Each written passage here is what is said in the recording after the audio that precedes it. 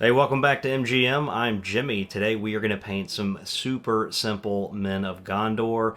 So if you're like me and just getting to the Battle for Osgiliath, the latest Middle-earth release, which is about a year old now, we are going to paint those up and get them ready for some battle reports. You will notice throughout this guide that I am not an expert painter, I'm not a professional, I am just an average Joe that enjoys doing things for the hobby and sharing them with you. If you find it helpful or just want to support the channel, feel free to leave a like down below. If you're a secret agent of Sauron, then you can leave a dislike. Either way, it's all good with me. I appreciate you being here.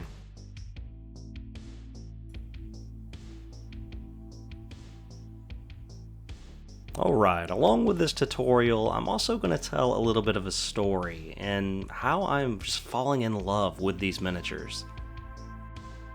These miniatures are pretty easy to paint up quickly in a batch, so I highly recommend that.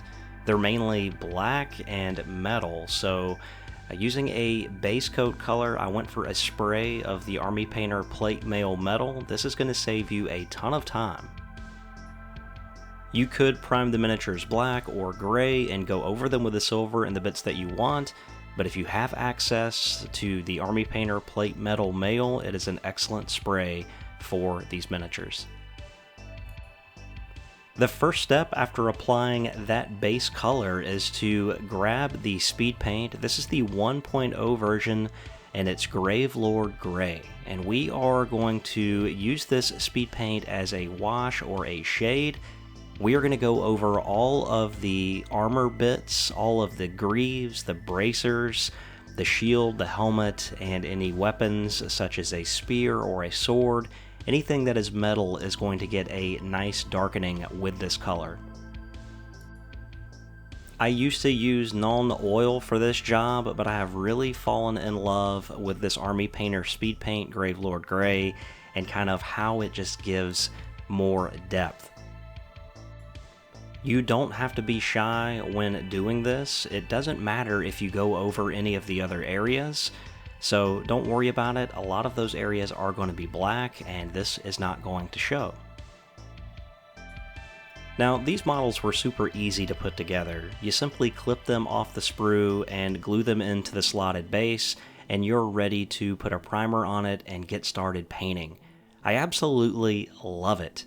It brings me back to a time when things just seemed so much simpler.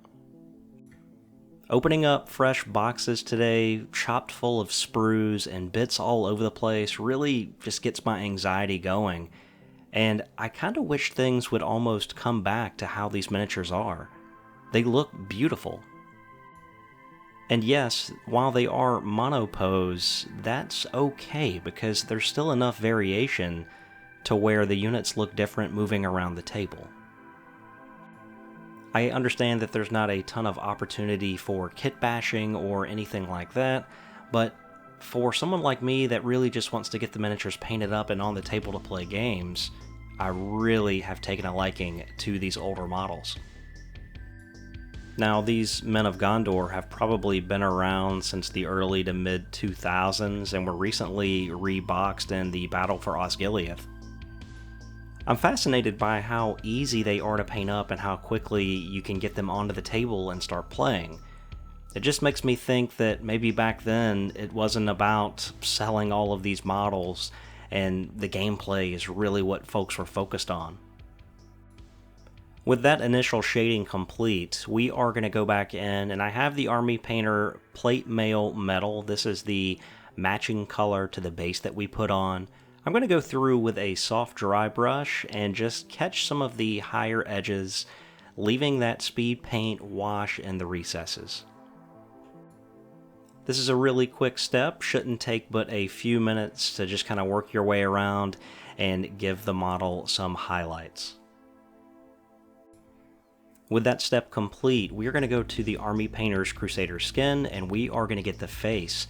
And it's really the only flesh area on this model, so we are just going to drop this inside of the helmet and give that some time to dry while we work on some other things. Next up, we are going to continue with the Army Painter Speed Paint, and this is Grim Black. It is the 1.0 formulation, And we're going to go around and get all of the cloth areas. That includes this piece that I'm painting here. It will include the insides of the arms, the gloves, the boots, as well as the back of the legs. We will also use this color on the majority of the shield as well, and what I really like about the Grim Black over the silver is it gives you a really defined highlight, and if that silver really pops on the outside, don't worry about that because we're going to touch that up in a later step.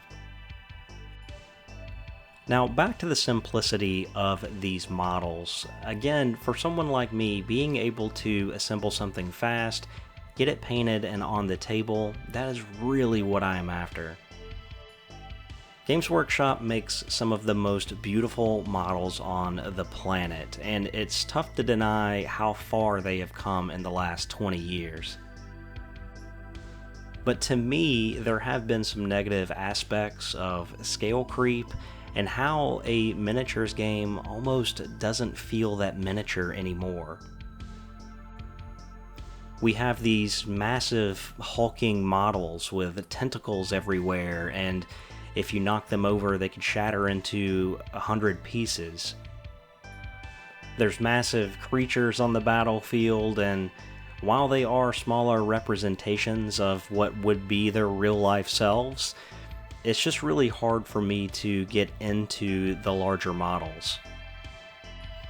I'm one of those people that has never owned an Imperial Knight, and I really don't have a desire to because the scale of that model just doesn't necessarily fit what I'm trying to achieve from an aesthetic on the battlefield.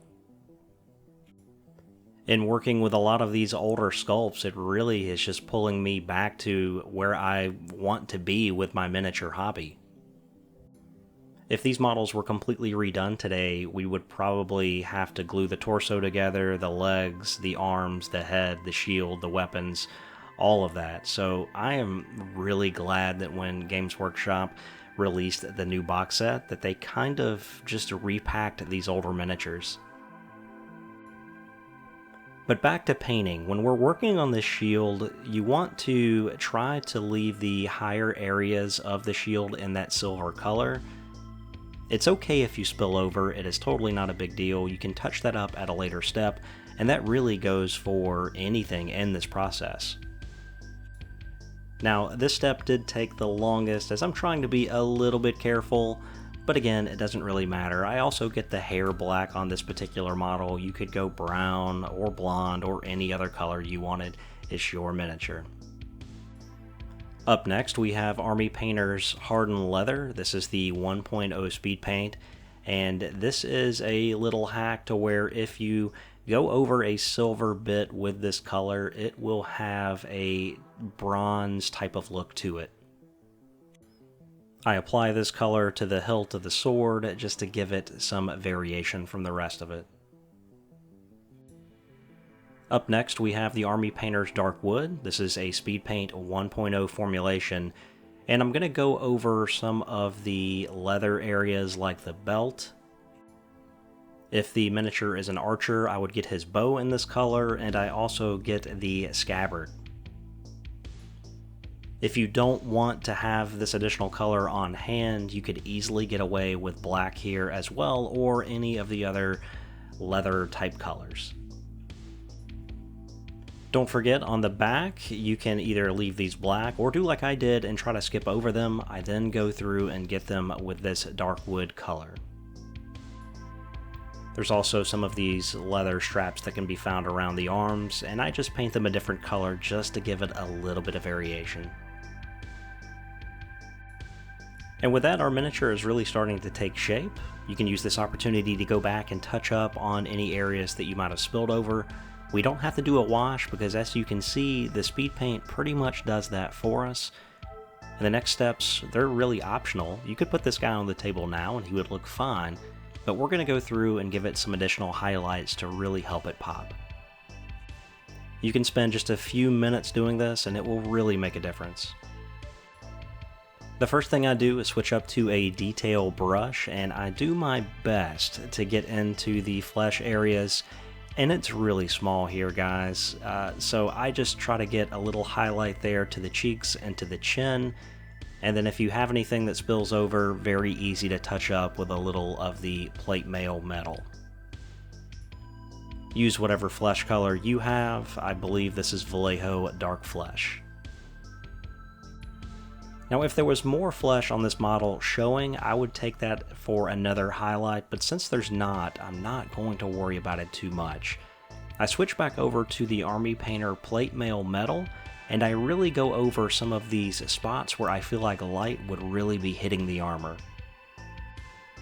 Now there's several places to apply these highlights, and it's not just on the hard edges that you may see on the armor. You can also think about the chest, the helmet, and the back, other areas where you feel like light would really be hitting the armor. Since this is our original color, the highlight is a bit more subtle, but it is going to make a difference.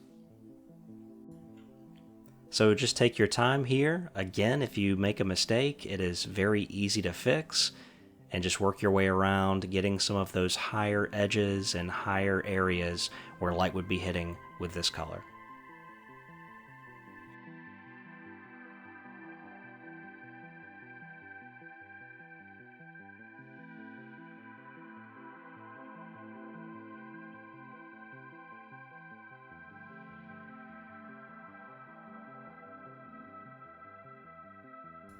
So if you've been watching, you've seen me kind of touch up the shield. I'm also going to work on a little bit at the top of the knees here, give a little bit of brightness to those, as well as the greaves that he's wearing.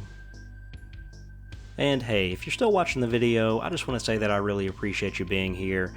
I do this all for love of the hobby. If you would like to support the channel, just throw a thumbs up on this video. That's good enough for me. Alright, up next, we're going to switch to the Army Painter Uniform Gray, and I'm just going to go around and highlight the areas that we had previously painted Grim Black. And this is why I wanted to tell you, if you have some like of a metal kind of a sheen showing through on the edges of the black that we painted, this is going to do a pretty good job covering that up and giving you a highlight at the same time. So again, work your way around getting any cloth or fabric areas, and then some on the boots, the gloves. You want to focus on the knuckles, just the highest points.